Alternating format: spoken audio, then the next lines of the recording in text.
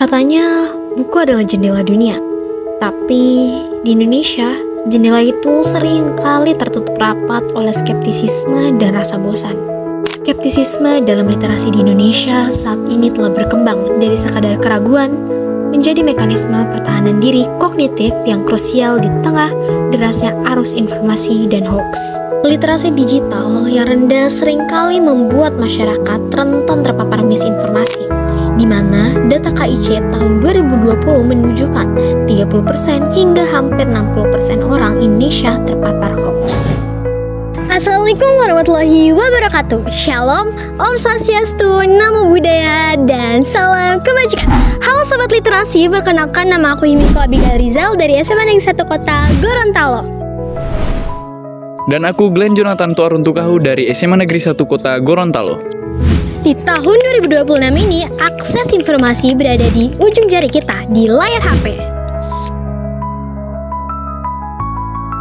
Banyak yang bertanya, buat apa ke perpustakaan kalau ada internet? Atau emang budaya baca masih relevan di era video pendek?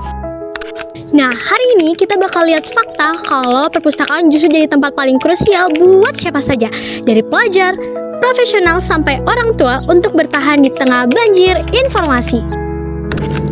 Sobat Literasi, kalian tahu nggak sih, perpustakaan di tahun 2026 bukan cuma jadi tempat untuk pinjam buku loh, tapi jadi pusat inklusi sosial.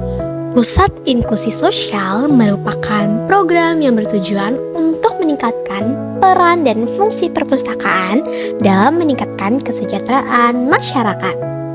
Program ini juga bertujuan untuk meningkatkan kualitas layanan perpustakaan, pemanfaatan layanan, dan kemampuan literasi masyarakat.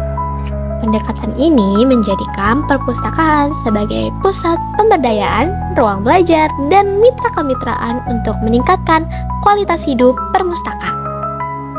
Untuk pelajar, perpustakaan kayak laboratorium ide atau ruang riset gratis agar terhindar dari distraksi media sosial. Untuk umum, perpustakaan sekarang memfasilitasi pelatihan keterampilan mulai dari literasi keuangan sampai dengan kelas teknologi untuk lansia. Dan ini jadi ruang publik demokratis untuk pengetahuan dibagikan secara cuma-cuma tanpa melihat latar belakangnya.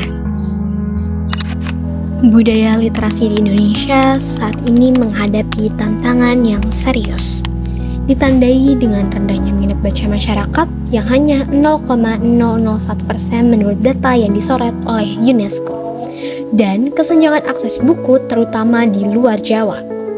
Dominasi gadget dan konten instan menggeser minat baca buku, menyebabkan literasi digital sering kali rendah meskipun penggunaan media sosial tinggi. Dan hanya sekitar 28% sekolah di Indonesia memiliki perpustakaan yang layak, terutama minim di daerah pelosok. Akibatnya banyak anak sekolah yang belum bisa membaca dengan lancar, serta rendahnya kemampuan memahami informasi tersirat. Tingkat literasi yang rendah menghambat kemampuan berpikir kritis, memicu penyebaran informasi palsu atau hoax, dan memperlebar kesenjangan pengetahuan antar wilayah. Berdasarkan data di bulan April tahun 2026, NTT dinobatkan sebagai provinsi dengan tingkat kegemaran membaca tertinggi di Indonesia, melampaui capaian tahun-tahun sebelumnya, yaitu 72,44. Kita sering terjebak dalam budaya skimming atau cuma baca judul, ditambah masifnya konten buatan AI dan resiko terjadinya halusinasi data atau informasi palsu yang semakin tinggi. Nah, di sini perpustakaan berfungsi sebagai kurator informasi. Data diverifikasi lewat literatur akurat. Membangun budaya baca bukan hanya sekedar hobi, melainkan cara kita melatih otak untuk tetap kritis. Riset menunjukkan bahwa membaca dengan teks panjang atau deep reading dapat meningkatkan neuroplastisitas dalam otak kita, yang meningkatkan rasa empati kita dibanding hanya dengan menonton video pendek. Cukup 15-20 menit sehari.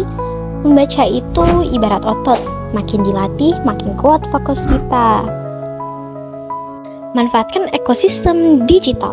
Gunakan aplikasi seperti ePusnas atau e-library daerah. Perpustakaan seperti mesin waktu yang menghubungkan masa lalu dengan inovasi masa depan. Aku sebagai pelajar percaya bangsa yang besar bukan cuma bangsa yang pintar bicara, tapi bangsa yang takut membaca dan memahami.